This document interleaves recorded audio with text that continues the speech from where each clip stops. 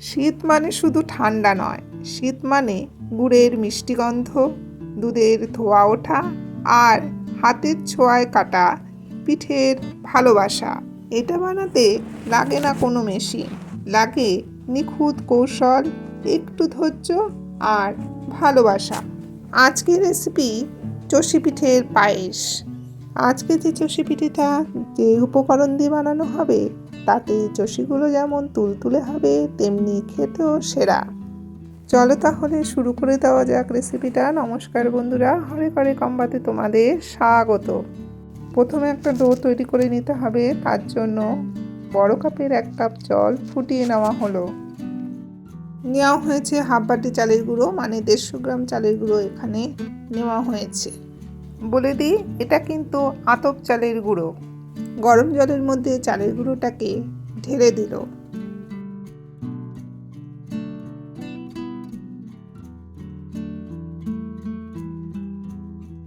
একটু নেড়ে চেড়ে ওর মধ্যে দিয়ে দিল 4 চামচ সুজি। অ্যাড হলো 1 চামচ চিনি।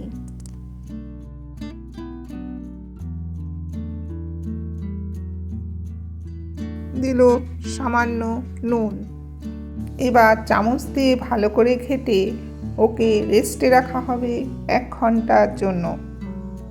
এদিকে এটা রেস্টে থাক, চলো পরের প্রিপারেশনটা করে নিই।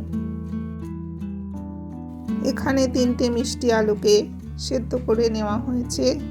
এবার এর খোসাগুলোকে ছাড়িয়ে নিতে হবে। কনকনে শীতে সকালবেলা রোদে বসে পিঠে খাওয়ার মজাই আলাদা। যারা তোমরা গ্রামে থাকো তারা এই জিনিসটা সত্যি খুব সুন্দরভাবে উপভোগ করতে পারো। এইভাবে মিষ্টি আলুর খোসাগুলোকে এক এক করে ছাড়িয়ে নিচ্ছে। এবার খুব ভালো করে মেখে নিতে হবে যাতে দানা না থাকে। এই মিষ্টি আলু দিয়ে অনেক রকম পিঠে হয়, তোমাদের পরে এক এক করে দেখাবো। আমাদের মাখা কিন্তু প্রায় শেষ। আমাদের এবার একটা বড় পাত্র লাগবে, তাই মিষ্টি আলু মাখাটা সেই বড় পাত্রে ট্রান্সফার করে নিল। ওর মধ্যে দিয়ে দিল আগে মেখে রাখা সুজি আর চালের গুঁড়োর ডোটা। এবার সব শুদ্ধ ভালো করে মেখে নিতে হবে যাতে পুরোটাই ভালো করে মিশে যায়। ভালো করে মেখে ডোটা রেডি করে নেওয়া হয়েছে। এবার চষিগুলোকে করে নিতে হবে। চষিগুলো যে পাত্রগুলো রাখা হবে সেই পাত্রটার মধ্যে চালের গুঁড়ো মেখে নেওয়া হচ্ছে যাতে চষিগুলো লেগে না যায়। ডোটা থেকে কিছুটা অংশ নিয়ে এরকম লম্বা করে নেওয়া হয়েছে যাতে লেচি কাটতে সুবিধে হয়। হাতের মধ্যে কিছুটা অংশ নিয়ে তার থেকে ছিঁড়ে ছিঁড়ে চষিগুলোকে করা হচ্ছে। হাতে কিন্তু চালের গুঁড়ো মাখিয়ে নিয়েছে। এদিকে চষিগুলো করা হচ্ছে, ওদিকে দুধটা জাল দেওয়া হচ্ছে। এখানে 1.5 লিটার দুধ নেওয়া হয়েছে। এখানে যেহেতু মিষ্টি আলু দেওয়া হয়েছে তাই ডোটা নরমই থাকবে। শুধু চালের গুঁড়ো দিয়ে করলে ওপরের সারফেসটা শক্ত হয়ে যায়, তাই ঢেকে ঢেকে করতে হয়। আমাদের চষি কিন্তু প্রায় শেষের পর্যায়ে চলে এসেছে। এই চষিগুলোকে কিন্তু এই রকম মোটা করেই করতে হবে, আর এগুলো যখন দুধে পড়বে তখন ফুলে বেশ তুলতুলে হয়ে যাবে। আমাদের চষি করা হয়ে গেছে। এদিকে দুধটাও জাল হচ্ছে। এখানে প্রায় 1 বাটি চিনি দেওয়া হচ্ছে। চিনির পরিমাণ 250 গ্রাম। এই ক্ষেত্রে তোমাদের বলে রাখি, তোমরা যেমন মিষ্টি খাবে সেই অনুযায়ী চিনি এবং গুড় অ্যাড করবে। আমরা এবারে মিষ্টিটা কম খাবো, সেই বুঝে এখানে মিষ্টি দেওয়া হচ্ছে। চিনি দেওয়ার পর কিছুক্ষণ নেড়ে চেড়ে ওর মধ্যে দিয়ে দিচ্ছে চষিগুলো। চালের চষিগুলো একটু শক্ত হয়, আর এই চষিগুলো নরম হওয়াতে দেওয়ার সময় একটু সাবধানতা অবলম্বন করতে হবে। চষিগুলো দেওয়ার সাথে সাথে নাড়াতে হবে, না হলে কিন্তু দলা পাকিয়ে যাবে।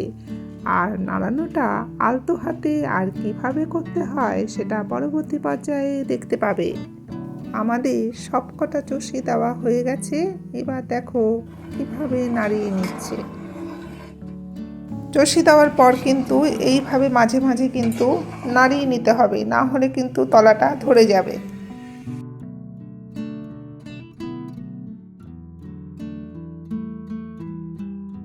এবার আমরা গুড়ের বাতাসা দেব।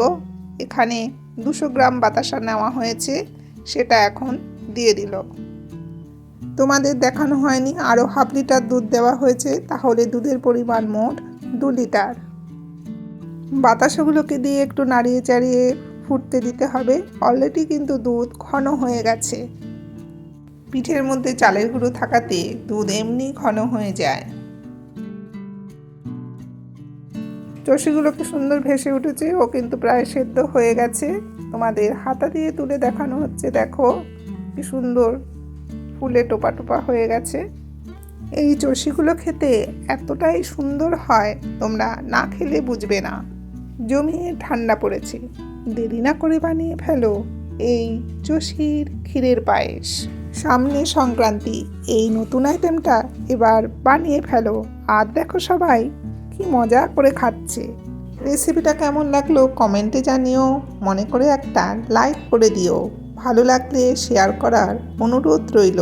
তোমরা সবাই ভালো থেকো, সুস্থ থেকো। আবার আসছি নতুন এক ভিডিওর সাথে।